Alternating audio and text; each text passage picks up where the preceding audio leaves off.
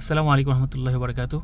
সুপ্রিয় দর্শক ও শ্রোতা, আমরা এখন রয়েছি মিশরের রাজধানী কায়রো শহর থেকে প্রায় 700 কিলোমিটার দূরে ঐতিহাসিক ফারাওদের রাজধানী শহর থিবস নগরী বা বর্তমান যাকে লুকজুর বা রাজপ্রাসাদের শহর যাকে বলা হয়, যেটা কস্টন শব্দ থেকে উকসুর আরবিতে, যেটা ইংলিশ হচ্ছে লুকজুর শহরে। এবং তার ইস্ট এবং ওয়েস্ট ব্যাঙ্ক আপনারা জানেন, তার ওয়েস্ট ব্যাঙ্ক যেটা অর্থাৎ রাজাদের উপত্যকা এবং যেটাকে বলা হয় পশ্চিমের দুনিয়া, আমরা সেখানে রয়েছি। এবং সেখানে আপনারা দেখতে পাচ্ছেন যেখানে অসংখ্য টেম্পেল এবং বিভিন্ন মাবাদ, যেগুলো হচ্ছে ইবাদত গৃহ, আমুন দেবতার যে টেম্পেলগুলো বা কিংদের যে প্যালেসগুলো, কিংবা হচ্ছে মদিনাত হাবু প্রাচীন শহর, তার মাঝে একটা জায়গা আপনাদের নিয়ে আসি। সেটা হচ্ছে দেখতে পাচ্ছেন এই যে আমার সামনে যে গোল গোল কিচেনের দৃশ্য দেখা যাচ্ছে, এই জায়গাটা হচ্ছে বলা হয় যে ইউসুফ আলাইহিস সালাম যখন তিনি মিশরের গভর্নর ছিলেন, তখন কিন্তু ওই যে 7 বছর দুর্ভিক্ষ এবং 7 বছর নাজ নিয়ামতের যে 14 বছরের যে মিশরবাসীদের উপরে একটা কি বলে যে দুর্ভিক্ষ ছিল, 7 বছরের দুর্ভিক্ষ ছিল, তৎকালীন সময় আল্লাহ তাআলা তাকে যে শিক্ষা দিয়েছিলেন যে 7 বছর প্রচুর খাদ্যশস্য সেটাকে তিনি জমা করতে বলেছিলেন। পরবর্তী 7 বছর দুর্ভিক্ষের সময় সেটা ব্যবহার করতে বলেছিলেন। তখন যে খাদ্য গুদাম তিনি তৈরি করেছিলেন সেটাকে মাখাজেন ইউসুফ বা মাখাজেনে গিলাল। সেই যে মাখাজেন বা খাজিনা ইউসুফ আলাইহিস সালাম আপনারা দেখতে পাচ্ছেন, তো বলা হয় যে এখানেই সেই খাজিনা ইউসুফ আলাইহিস সালাম ছিল এবং এটাই সেই খাজিনা ইউসুফ। এবং আপনারা দেখতে পাচ্ছেন এখানে যেটা এখন রামসেনিয়ম বলা হয়, এটাকে রামসেনিয়ম জায়গাটার নাম। এই যে গোল গোল জায়গাগুলো আমরা আপনাদেরকে একটু সামনে গিয়ে দেখাচ্ছি।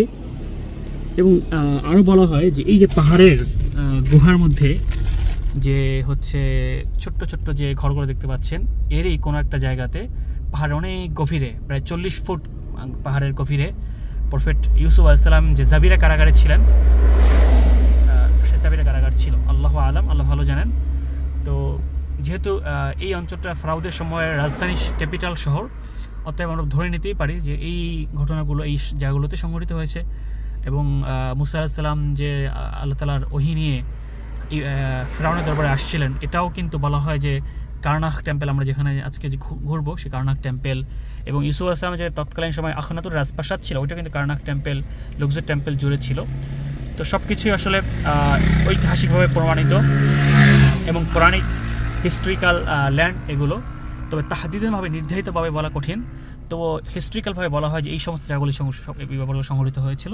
আপনি দেখতে পাচ্ছেন সেই যে খাজিনা ইউসুফ বা প্রফেট ইউসুফ আলাইহিস সালামের সময় যে খাজিনা ছিল সেগুলো আপনারা দেখতে পাচ্ছেন। এগুলো কিন্তু আসলে দেখেও অন্য কোনো কিছু মনে হচ্ছে না, দেখেই মনে হচ্ছে যেখানে কোনো একটা মানে খাদ্যশস্য ভাণ্ডার বা কোনো একটা কি বলে যে একটা ইয়া ছিল। আপনারা দেখতে পাচ্ছেন গোল গোল যে জায়গাগুলো বিশাল এরিয়া জুড়ে, এই যে দেখতে পাচ্ছেন এটার ভিতরে কিন্তু অনেক গভীর একটা জায়গা রয়েছে।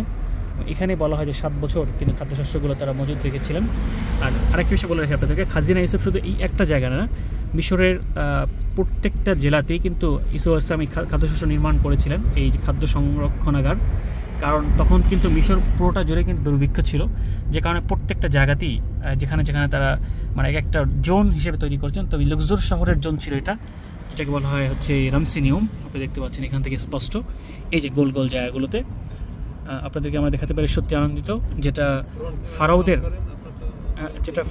ফারাওদের কি বলে তীর্থস্থান বলা হয় যেটাকে, এবং পশ্চিমের দুনিয়া, এবং যেখানে প্রায় 72 জন ফারাও কিং এবং কুইনের মমি পাওয়া গিয়েছে, যেটা এখন বর্তমানে কায়রোর ইজিপশিয়ান ন্যাশনাল সিভিলাইজেশন মিউজিয়ামে রাখা হয়েছে, যেখানে প্রায় 20টা মমি সেখানে রয়েছে। বাকি মমিগুলো বিভিন্ন দেশ তারা তাদের মিউজিয়ামে নিয়ে গেছে। তো এই সমস্ত জায়গাগুলো সেই মমিগুলো, এবং আজও আমরা দেখলাম যে কিছুদিন আগে খোরাখুরি করছিল, আজও কিন্তু মমিগুলো আবিষ্কার হচ্ছে এখান থেকে। এবং প্রতিনিয়ত মমিগুলোর পাশাপাশি ফারাওনিক সভ্যতার বিভিন্ন ট্রেজারি, ওদের যে বিভিন্ন সম্পদ, ওদের সেই যে গোল্ডেন মমি বক্স থেকে শুরু করে বুটের দানা থেকে শুরু করে একদম রাজ সিংহাসন পর্যন্ত সব কিছুই কিন্তু তারা মমির সাথে দিয়ে দিত। তারা একসময় জেগে উঠে তারা এগুলো ব্যবহার করবে। তো দর্শক, সত্যি ভালো লাগছে আপনাদেরকে দেখাতে পেরে। চলুন আপনাদেরকে আমরা আগামীতে আরও সুন্দর কোনো প্লেসে দেখাবো। সেই পর্যন্ত আমাদের সাথে থাকুন। আসসালামু আলাইকুম রহমতুল্লাহি ওয়া বারাকাতুহু।